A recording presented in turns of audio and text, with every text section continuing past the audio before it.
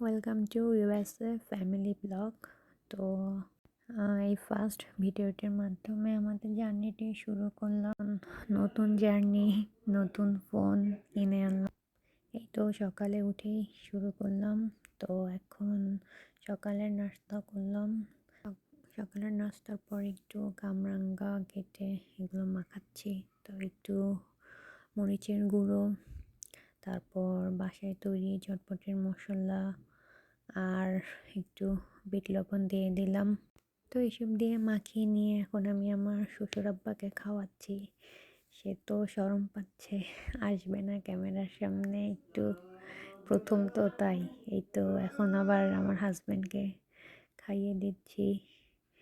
এই আর কি। সকালে উঠে একটু কামরাঙ্গা মাখানো খেলাম। এখন রান্না বান্নার জন্য লবস্টার তেল রান্না করব। তা প্যানে একটু পেঁয়াজ, তেল, ধনিয়ার গুঁড়ো, তারপরে একটু হলুদের গুঁড়ো দিয়ে দিলাম। আর একটু জিরার গুঁড়ো, সব মশলা আর কি অল্প অল্প করে দিয়ে দিচ্ছি। লবণ দিয়ে দিচ্ছি। লবণ দেওয়ার পরে আমরা রসুন বাটা দিব, আদার গুঁড়ো দিব, এই সব কিছু। তারপরে দিব আমরা মরিচের গুঁড়ো। এই শেষ সব কিছু মশলা দিয়ে এখন মশলাটাকে আমরা একটু কষিয়ে নিচ্ছি। তাই তো কষাচ্ছি আমরা এখন। তারপরে একটু আবার দিব এলাচি, লবঙ্গ আর একটু দারচিনি দিয়ে দিচ্ছি। তো আবার এই সব কিছু দিয়ে আবার কিছুক্ষণ একটু কষিয়ে নিচ্ছি। তা কষানোর পরে আবার নারকেল পেস্ট করা তাই দিলাম। নারকেল পেস্ট এগুলো দিয়ে আবার একটু কষিয়ে নিচ্ছি ভালোভাবে।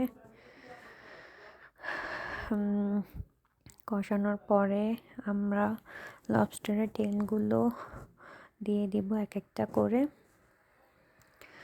তো এইগুলো দেওয়ার পর আর একটু কষিয়ে নেব ভালোভাবে। কিছুক্ষণ কষাতে থাকবো। তারপর কষাতে কষাতে একটু পানি দিয়ে দিলাম।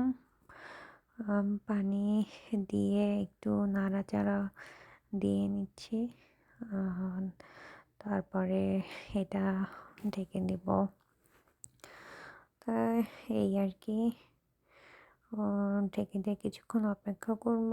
আর এই তো হয়ে গেল। তো আজকে আমাদের লাঞ্চে আমরা এই লবস্টার তেল এটা রান্না করলাম, আর বেগুন তরকারি, আর হচ্ছে আমাদের টমেটো ভর্তা। তো এইসব দিয়ে আমাদের লাঞ্চটা আমরা করে নিব।